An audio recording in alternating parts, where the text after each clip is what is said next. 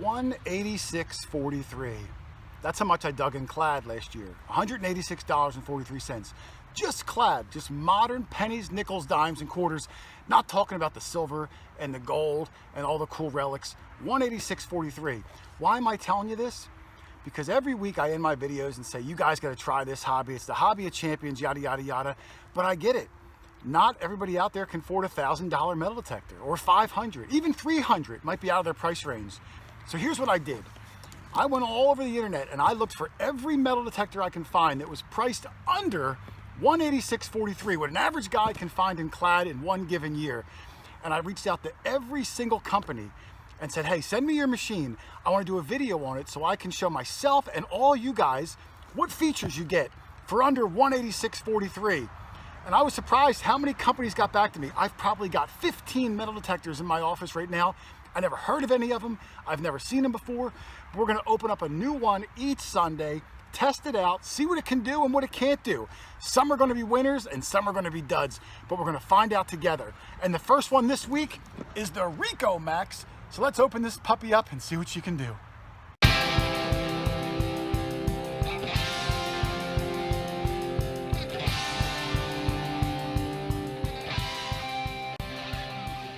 We're gonna open up together. I have not seen this machine or any of the machines until we open them up together. Let's take a look. So here's the Ricomax. Let's take a look at the control box, which I always love looking at the control box.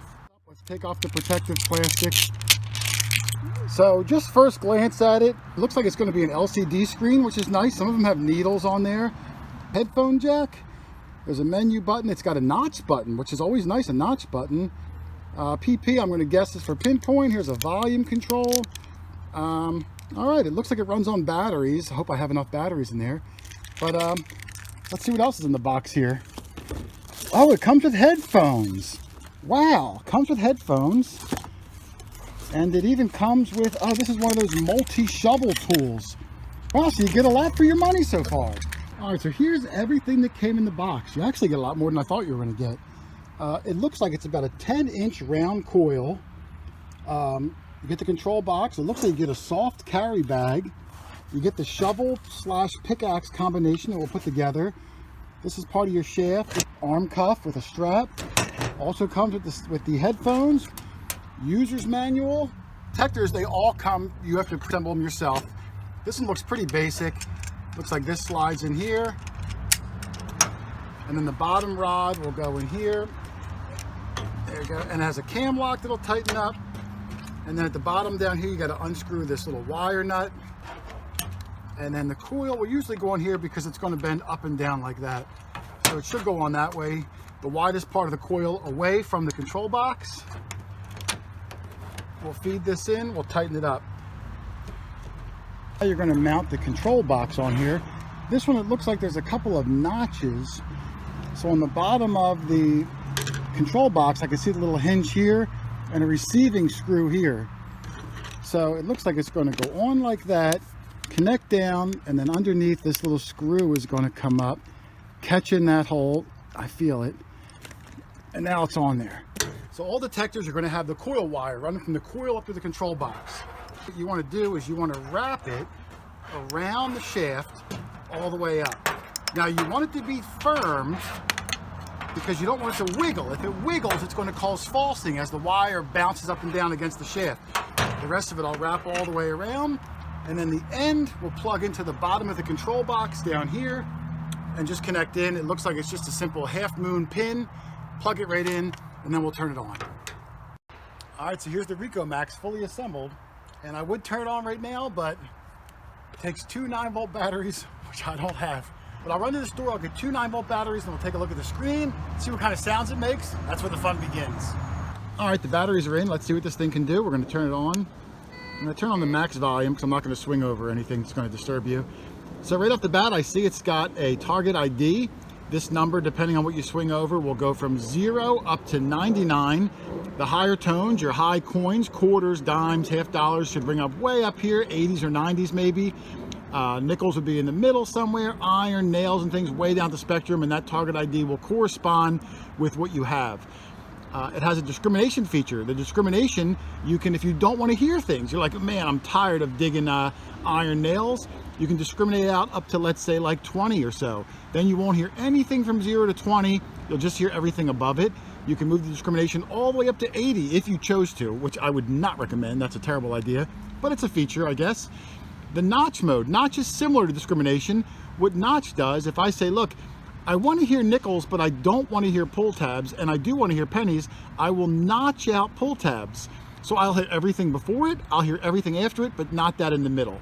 So discrimination is from the starting point up to what you don't want to hear. Notch is individual little segments that you don't want to hear, and you can kind of use them in conjunction. You can only notch out one of the 6 segments on this machine, not specific ID numbers. There's a sensitivity feature. You can move the sensitivity up and down. Right now it's at max sensitivity. I would lower it if I'm getting interference from electrical lines, other machines, things like that. Also the backlight, right now it's at max, which is 9. You can lower that down to 0. So those are the menu options that you have. There's a pinpoint button which puts your machine in all metal mode. So when you hear a target with swinging, you move your coil to the side, hold down pinpoint, bring it up, and it'll make a really loud tone when you're right over the target, so at least you'll know where to dig. Has a 3.5mm headphone jack, and like I said, the volume control all the way up. Those are the basic features. Now, some of the features it doesn't have. There's no ground balance, and ground balance will make it tough. If you have highly mineralized soil, it's going to really struggle to hear through the ground. And the other big feature it doesn't have, which I'm really surprised, there's no depth indicator. Oh my goodness, get rid of the backlight for God's sake, put a depth indicator. I have no idea how deep it is when I'm swinging or in pinpoint mode, no idea.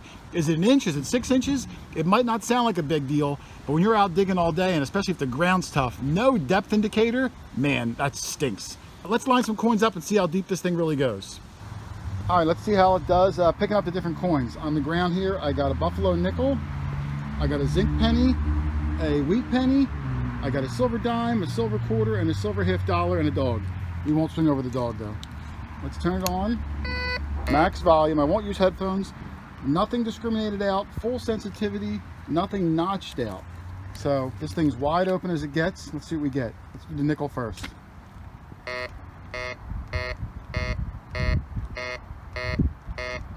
All right, consistent, I'll give it that.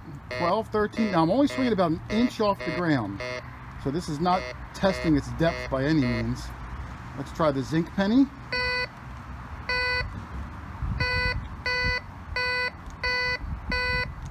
All right, it's getting it. Swinging it slow. A faster swing only gets it one direction, but a slower swing, getting it both ways. Let's try the wheat penny. Oh, it must be right on the cusp of its mid-tone and its high tone. Anywhere from the 50s to the 60s, and somewhere in the low 60s must be where the high tone takes over. Let's try the silver dime. Oh, it likes silver. Look at that. Both directions. Very nice. You would dig that. Let's try the silver quarter. It does like silver. I'll give it credit. It likes those high conducting metals. It's doing a good job on those. And let's try the silver $50.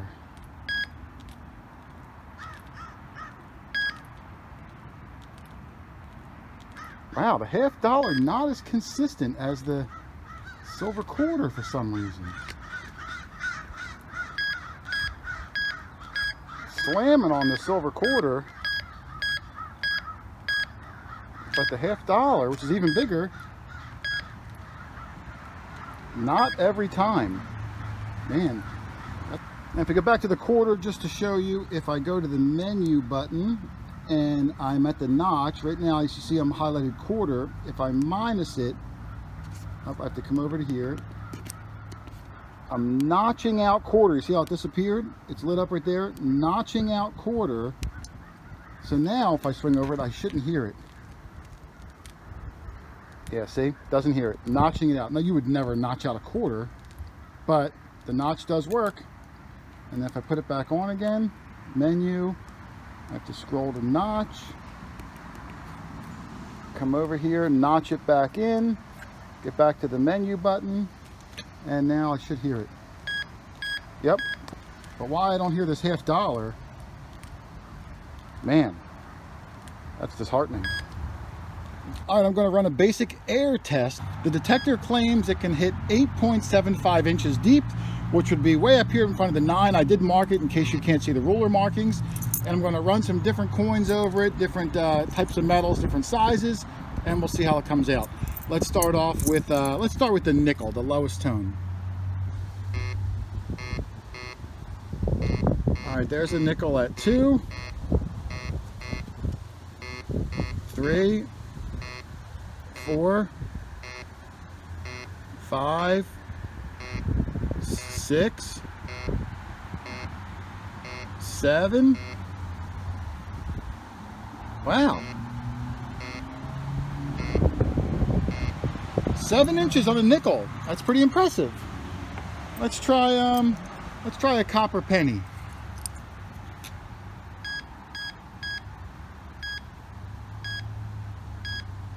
4, 5,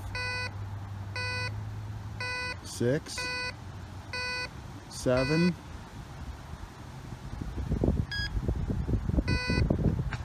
Wow, about 6 3/4 on the copper penny.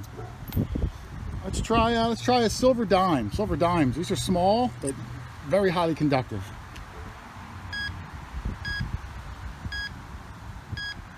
4, 5, 6.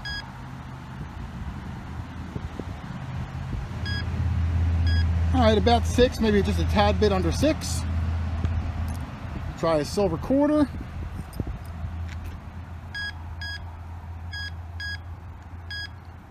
5, 6.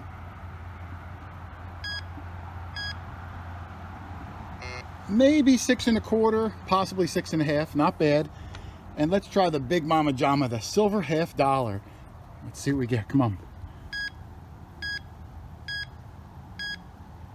5, 6, 7, 6, 7. Not quite over 7, but hey, that's still not bad for a beginner machine. It claims 8 3/4 inches deep, maybe a paint can, probably not a coin, but you know, hey, for a beginner machine, it's not a bad little score. So there it is, guys, the whole thing. The RM Ricomax model GC-1037. On Amazon, at the time of this video, it retails for $130.99, well under my price of $186.43. It does say it's IP68 waterproof. I'm assuming it just means the coil. Most detectors have a waterproof coil. No way the control box is waterproof if you saw that battery compartment. Batteries, again, not included. It does weigh 2.31 pounds. I think it was pretty light, honestly. It says max depth of 8.7 inches, maybe over a manhole cover, but you saw the coins, $50, 6, 6 1/2, 7 inches. That's still not bad for a beginner machine. My only knock on the machine really was that there's no depth indicator. Even the pinpoint button and swinging, if I don't know how deep it is, man, it's gonna make your day miserable. So I give it 3 out of 5 stars. If they put the depth indicator on the next model, it'll probably go up. Not a bad machine. So thank you to Ricomax for sending me the machine out so I can get a review. You guys can pick one up on Amazon, $130.99, so you can experience the hobby. It's the hobby of champions, and any machine is better than no machine. So thanks for watching, everybody. Happy hunting. I'll see you in the next one. Later.